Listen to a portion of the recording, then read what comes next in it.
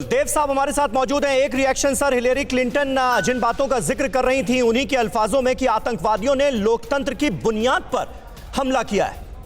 आप मानेंगे कि इसके लिए कहीं ना कहीं जिम्मेदारी डोनाल्ड ट्रंप की बनती है और 25वां संशोधन 25th अमेंडमेंट जरूरी हो गया है इस वक्त। देखिए, मैं सब फिर से ये कहूंगा, जो कृत्य हुआ है बड़ा निंदनीय है।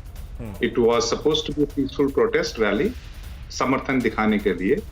जो हुआ, तोड़फोड़ की, एक औरत की जान गई। राइट, यहाँ पे एक ह्यूमन बीइंग हैज डाइड।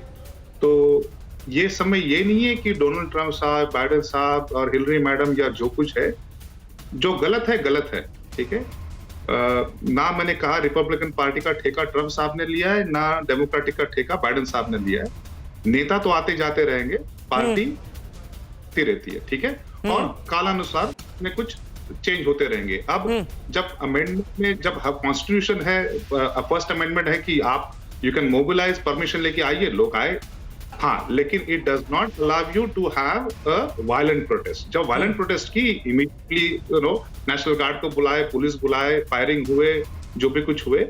तो ये एक बड़ी काली घटना है। बड़ा दुख होता है कि जब आप दुनिया की सबसे बड़ी एक ओल्डेस्ट डेमोक्रेसी है, और मैं भारत से बिलोंग करता हूँ, भारत मूल का अमेरिकन सिटीजन हूँ जी, तब जब आप ऐसी चीजें देखते हैं तो दुख तो बड़ा होता है ना। आप किसी पार्टी तो आएंगी जाएंगी, है ना। जब इंसान की जान जाती है, इससे बड़ा दुष्कृत्य क्या होगा। तो इसके खिलाफ जो भी करेंगे, अगर ट्रंप साहब ने किए हैं, नहीं किए हैं, जो भी करेंगे, उनकी कड़ी निंदा होनी चाहिए। अगर if it to be proven कि इसके पीछे उनका हाथ था, कुछ भी है, तो there is a law, nobody is about the law. नहीं देव साहब, लेकिन एक बड़ा सीधा सा सवाल जो कि हिंदुस्तान में भी हर किसी के जहन में आता है कि डोनाल्ड ट्रंप चुनाव के नतीजों को स्वीकार करने के लिए तैयार क्यों नहीं है? Because he has a right to protest. He can say yes, and there are evidence कि जहां पे, जैसे ये पेपर बैलेट था, this is not an EVM की 2 बटन दबाए हो गए। मैन्युअली आप पेपर, आप 15-18 करोड़ लोगों के पेपर मैन्युअली चेक करो बिकॉज ऑफ कोविड-19, जो भी कुछ असुविधा हुई। तो इसके लिए इलेक्शन ज्यादा, उसमें नहीं जाऊंगा ज्यादा। And he contested it. नहीं देव साहब, जाना पड़ेगा ना। अब तो जब अमेरिका में ये हालात हो गए तो जाना पड़ेगा ना, हमें एनालाइज करना पड़ेगा ना कि किस तरह से सीक्वेंस ऑफ इवेंट सामने आए हैं जिसके चलते आज अमेरिका में ये हालत हो गई कि वॉशिंगटन डीसी की सड़कों पर कोहराम मच गया, लोग संसद के अंदर घुस गए और जमकर हिंसा की। तो हमें तो एनालाइज करना पड़ेगा और यह भी देखना पड़ेगा कि किस तरह के और कितने ज्यादा गैर जिम्मेदाराना बयान अमेरिका के चुने हुए राष्ट्रपति की तरफ से दिए गए, अपनी हार सामने देख। देखिएगा, जो गलत है वो गलत है। We are in below freezing, जो विंटर का सीजन है, बर्फ, and in this kind of in below freezing temperature, आप 10-15 हजार की आवाम रास्ते पे आ रही है। आप just look at there sanitisation, जो भी है, रहने के लिए जगह नहीं है, खाने पीने के हाल है, पुलिस बंदूकें झाड़ रही है, आपके ऊपर पीट रही है। Common people, they are suffering, right. तो एज आई सेड, पार्टी, तो I am not talking about party, I am talking about people. It's a great inconvenience to people.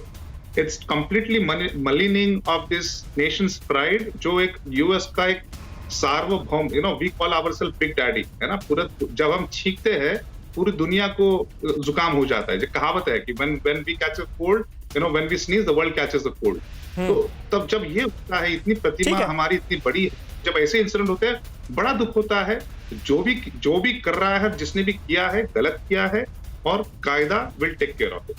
Ashok Sajjanhar साहब हमारे साथ मौजूद हैं। अशोक सज्जनहार साहब, अमेरिका के इतिहास में दुनिया के सबसे पुराने लोकतंत्र के लिए कितना काला दिन आप मानते हैं?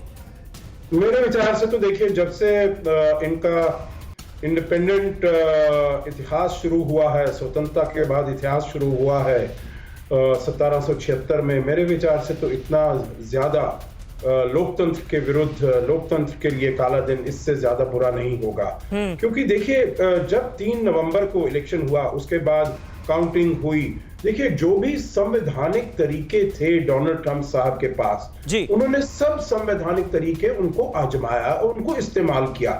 जो कुछ भी आपके लॉ में था, जो भी आपके कॉन्स्टिट्यूशन में था, वो सब, चाहे जॉर्जिया हो, मिशिगन हो, पेंसिल्वेनिया हो, विस्कॉन्सिन हो, सबके कोर्ट्स में गए और उन्होंने कहा ये फ्रॉड हुआ है। वो फेडरल कोर्ट में भी गए, सुप्रीम कोर्ट में भी गए, कहा फ्रॉड हुआ है। किसी भी कोर्ट ने उनकी कोई भी ये बात मानने के राजी नहीं हुआ। उनके जो भी वो थे केसेस थे उन सबको बाहर फेंक दिया गया। उन्होंने कहा आपने कोई फैक्ट्स नहीं दिया, आपने कोई तथ्य नहीं दिया है। तो इसीलिए ये कहना जो भाई उनका प्रोटेस्ट करना उनका राइट है, तो मैं देव साहब से सहमत हूँ, राइट है, परंतु उन्होंने वो राइट अपना एक्सरसाइज कर लिया है। और उस राइट का अब ये ऐसा तो है नहीं जो वो आगे तक 20 जनवरी तक ले जाएंगे, 25 जनवरी तक ले जाएंगे, नहीं। एक इसकी प्रक्रिया होती है, प्रक्रिया आपने कर ली, आपने पूरी कर ली, कोर्ट्स ने कह दिया जो आपका केस नहीं बनता है इसमें, तो फिर भी आप थोड़ी कॉन्स्टिट्यूशन की बिल्कुल। और इसलिए ये कहा जा रहा है ना कि आपने एक तरह से अपने ही देश के लोकतंत्र पर हमले की कोशिश की है, इस तरह से अपने समर्थकों को भड़काया कि उन्होंने कानून अपने हाथ में ले लिया, अमेरिका की सड़कों पर कोहराम मचा दिया। इसके लिए जिम्मेदार कौन है? फिलहाल डोनाल्ड ट्रंप नजर आ रहे हैं। न्यूज़ टॉप 9 रोज सुबह 7 बजे और शाम 7 बजे सिर्फ TV9 भारतवर्ष पर।